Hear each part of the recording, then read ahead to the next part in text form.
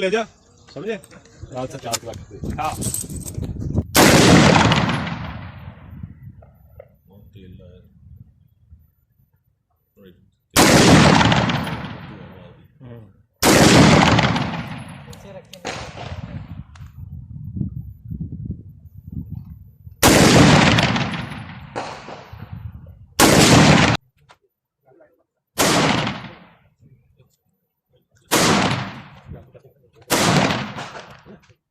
Okay.